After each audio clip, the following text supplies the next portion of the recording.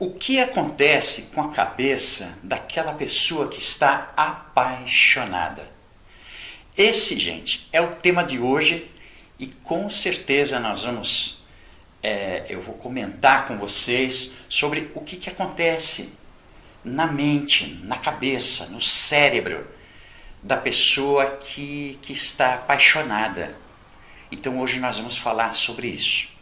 Meu nome é José Carlos Oliveira, sou psicoterapeuta de abordagem holística e hoje tem um tema fantástico para você. Fica aí até o final.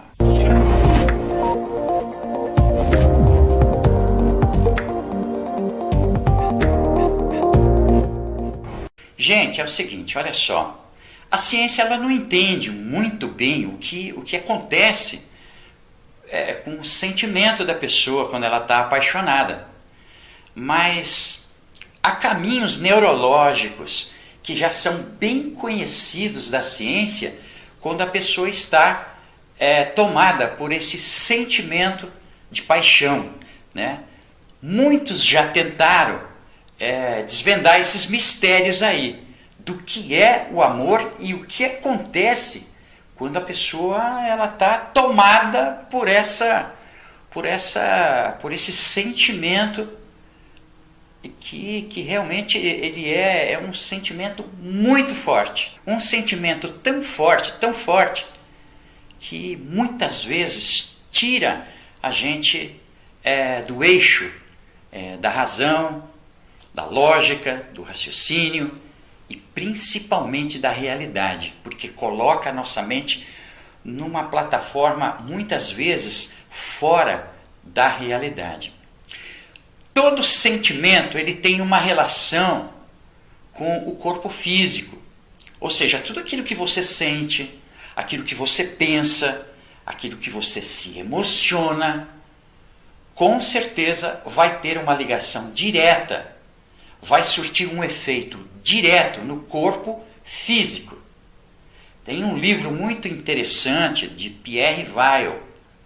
Esse livro chama-se O Corpo Fala. Se alguém quiser entender como é que funciona toda a mecânica das emoções, dos pensamentos com o corpo físico, como que o corpo se comporta diante dos sentimentos, das emoções, então você lê esse livro, O Corpo Fala. O coração, gente, olha só, somente ele se acelera, o coração somente acelera se um mensageiro químico falar para que isso possa acontecer.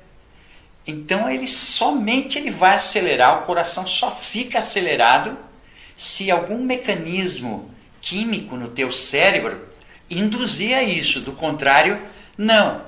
Então muitos cientistas estão seguindo, por assim dizer, essa rota neurológica do amor, para saber o que acontece no cérebro de uma pessoa que está tomada de paixão. Então os cientistas eles estão estudando isso a fundo mesmo. E entre as áreas cerebrais estimuladas pelo amor, por esse sentimento de paixão, estão o que formam o chamado circuito de recompensa. É ali no hipotálamo, tá? Na área área hipotalâmica, que está essa função, esse circuito aí de recompensa. Olha só, entre elas, pelo que os cientistas falam, dizem, afirmam, entre elas estão o núcleo chamado accumbens, núcleo accumbens, né? Que é uma pequena região bem atrás aqui dos olhos, tá? Atrás dos olhos, região de accumbens. Então é essa região aí que é o núcleo onde é atingido por esse sentimento de paixão. E essa região no cérebro, gente, é extremamente sensível à dopamina, né, que é um neurotransmissor que aumenta a paixão.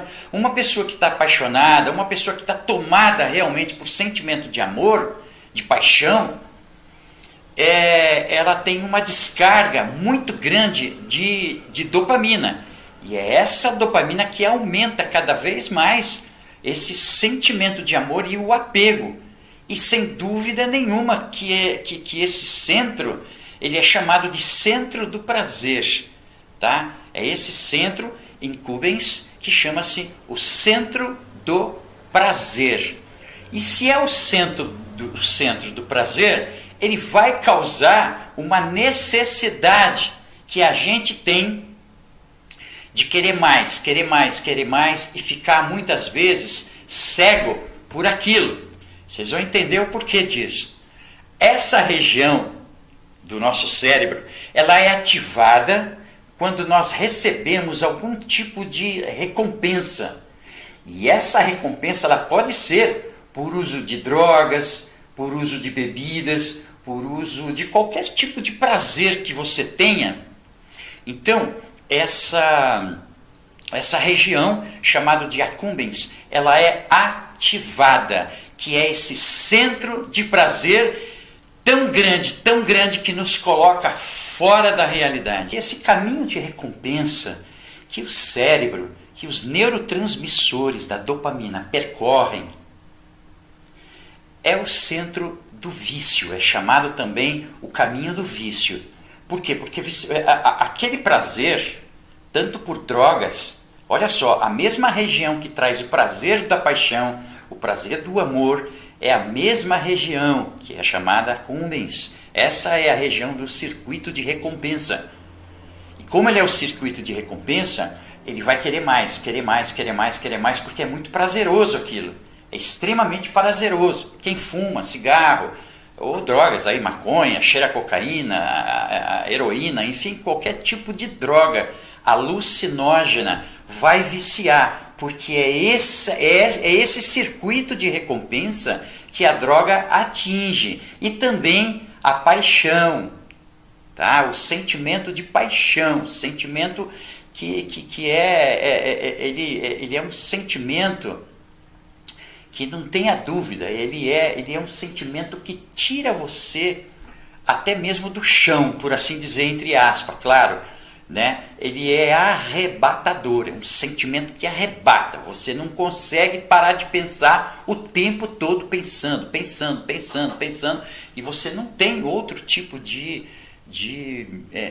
sentimento a não ser querer aquilo, mais e mais e mais. É por isso que as primeiras fases da paixão, ela é extremamente viciante, corre aquela borboleta no estômago, né? aquelas borboletas no estômago, aqueles frios na barriga, todas essas sensações, segundo a ciência, que desconhece realmente a função principal disso, porém, ela conhece alguns mecanismos que ocorrem no cérebro. Então, hoje eu estou explicando para você esses mecanismos que ocorrem no cérebro, esses circuitos viciantes, esses circuitos de recompensa no cérebro com relação ao sentimento de paixão. Então, o aumento da dopamina é muito grande nesse início de sentimento, nesse início de relacionamento apaixonante, tá? Então, Larry Young, um cientista que foi pesquisador de neurociência e de comportamento da Universidade de Emory, tá? Em Atlanta, também autor do livro A Química Entre Nós. Se você quiser procurar aí esse livro, A Química Entre Nós. Se você se interessa por esse tema, então leia esse livro, que é interessante. Então ele diz o seguinte, olha só, vimos que os ratos que perdem seus companheiros se deprimem por uma forma muito parecida ao que acontece com um viciado, de quem se retira a cocaína ou a heroína. Ele acrescenta. Então é interessante isso, né? O rato, quando ele perde alguns companheiros, ou seja, outros ratinhos, né, amigos deles, eles se deprimem de uma forma muito parecida ao que acontece com a mente de uma pessoa que é viciada em droga. Ele passa por uma fase de abstinência. Então, a abstinência de pessoa que é viciada em droga é apavorante. A pessoa ela tem um desejo muito grande, ela passa muito mal. Então, na paixão, parece aumentar, na paixão, no sentimento de paixão, parece aumentar a produção de ocitocina e vasopressina, que contribui assim para fortalecer essa relação que é causada nesse circuito de recompensa, tá? Então, olha só, nós consumimos muita energia para encontrar um parceiro ideal. Então é muita energia que você consome buscando a pessoa ideal. E uma vez que você encontra, a partir do momento em que você acha que você encontra esse parceiro teu ideal para a tua vida, o laço ele é reforçado para garantir, tá? Esse laço ele é reforçado, esse laço de amor ele é reforçado exatamente para garantir a prole. Pelo menos é assim que a natureza pensa, que a natureza percorre esses caminhos aí. Porque, na verdade, a fêmea ela está em busca da preservação da prole dela. Né? A fêmea ela está em busca da preservação da prole. Então, ela vai fazer de tudo para que ela possa preservar a prole dela. Ao mesmo tempo, o sentimento de amor, o sentimento de paixão, que é extremamente... a pessoa ela é arrebatador, extremamente arrebatador, tá? Então, para identificar as regiões do cérebro ativadas com a paixão, os cientistas eles costumam usar o que se conhece de ressonância magnética funcional. Esse é o equipamento para poder identificar e sinalizar os pulsos magnéticos, né, dentro da ressonância, para que possa identificar esses impulsos de amor e de paixão. Então, durante a paixão, o caminho de recompensa trabalha com muito afinco, ele trabalha de forma muito acentuada, muito apaixonante, né? E que o córtex pré-frontal córtex pré-frontal é o córtex daqui, ó, da testa. Parece que ele se desliga. Por quê? Porque esse córtex aqui, ele é responsável pela lógica, pelo raciocínio, pelos planos futuros, pelo pensamento razoável, pelo discernimento. Então fica muito desenvolvida. Pessoas muito racionais, em termos de amor, em termos de paixão, eles não desligam essa parte pré-frontal. Então, uma pessoa que está muito apaixonada, mas ao mesmo tempo ela é extremamente razoável, ela usa a razão, ela usa a lógica, o raciocínio, dificilmente ela vai meter os pés pelas mãos por causa da paixão. Ela não vai causar nenhum distúrbio, nenhum transtorno na vida dela, devido ao fato dessa capacidade lógica de raciocínio e pensamento racional, e com certeza ela não vai ter nenhum problema de causar danos na vida dela. Mas a pessoa que é muito emotiva, ela causa danos, porque ela não consegue pensar, e essa parte acaba com uma dopamina excessiva, no caso da paixão, passa a se desligar, entendeu? Essa parte do racional passa a se desligar. É por isso que muita gente, por isso que diz aí que o amor é cego, não é? Que a paixão é cega. Por que cega? Porque não consegue pensar. Essa região do cérebro que é pensante e racional, ela desliga. É como um disjuntor. Na paixão, ele desliga. E a pessoa fica extremamente emotiva, muito emotiva. E nessa emoção ela toma decisões que não eram para ter tomado e acaba virando uma bagaça a vida dela. Entende isso, gente? É muito legal isso, né? Então essa última área do cérebro, né, mais propriamente humana, né, porque os testes e os experimentos são feitos por ratos e certos animais. Então ela é responsável fundamentalmente aqui, ela é responsável pela capacidade, como eu falei para você, de elaborar julgamentos. de raciocinar, essa parte aqui pré-frontal. Então, as consequências são, por exemplo, o amor obscurece, você pode fazer tecer esse sentimento de amor, porque aumenta a capacidade crítica e você não consegue sentir isso com intensidade. Muitas vezes consegue, porque quando está com essa paixão é muito forte esse tipo de sentimento e chega até mesmo tirar você do eixo da realidade. Por quê? Porque volta e meia acaba se desligando essa área que traz a capacidade de julgamento e pensamento crítico, né? Então isso explicaria, por exemplo, a crença, como eu falei para você, de que quando a pessoa está apaixonada, ela está cega, ela não consegue enxergar a razão, não consegue enxergar, não consegue ter um julgamento,